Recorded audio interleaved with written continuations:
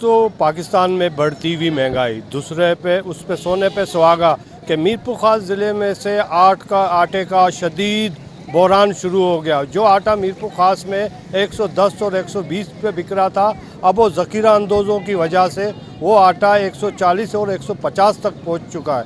आए तो इस हवाले से यहाँ पे उन गरीब तबकों से बात करते हैं जिनका 2 वक्त का रोटी खाने का भी मसला बन चुका है। ये आटा ना मिलना कोई वजूहत नहीं है। वजूहत ये है कि जो हमारा सिंध है ना, ये सबसे ज़्यादा फसल पैदा करता है गंदम की। ये आटा बाहर स्मगल कर दिया जाता है और गरीबों को मिलता नहीं है। और ये जो आटा जो है माफिया ये स्टॉक कर लेती है, फिर जो आटा है गवर्नमेंट रेट 130 140 होता है, उसे ब्लैक में बेचा जाता है। इसी तरीके से 150 रुपये किलो मिल रहा है, लेकिन उसमें भी 5 किलो आटा आप लेने जाओ तो आपको 2 किलो मैसर आया तो बड़ी बात है। इस महंगाई के अंदर गवर्नमेंट कुछ नहीं कर रही।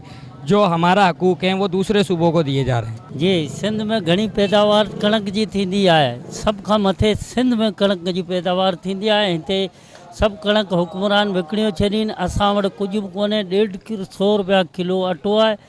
असीं ठेला लॻाईंदा आहियूं, जाम परेशानी थी वेंदी आहे। 150 रुपया किलो, 750 जो 5 किलो अटो आहे। बराए महिरबानी हिन के अटे जो बहरान के ख़त्म कयो वञे। 5 किलो का आटा था वो 150 रुपये का था और आज तकरीबन 800 रुपये का।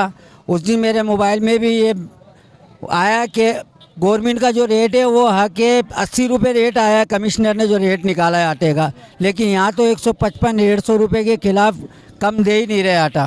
ये ऐसा क्या चक्कर है? ये जब डीसी साहब ने जब ये निकलवा दिया 85-80 रुपये का रेट, तो ये 155 रुपये हमारे को आटा क्यों मिल रहा है? मैं 200 रुपये कमाने वाला और मेरे छोटे छोटे 2 बच्चे भी हैं। मैं 200 रुपये कमाने वाला, मैं कहाँ लेकर जाऊँ? आपने इन मजदूर तबके की बातें सुनी कि इनों का कहना है कि हम 200 रुपये रोज़ कमाने वाले लोग हैं।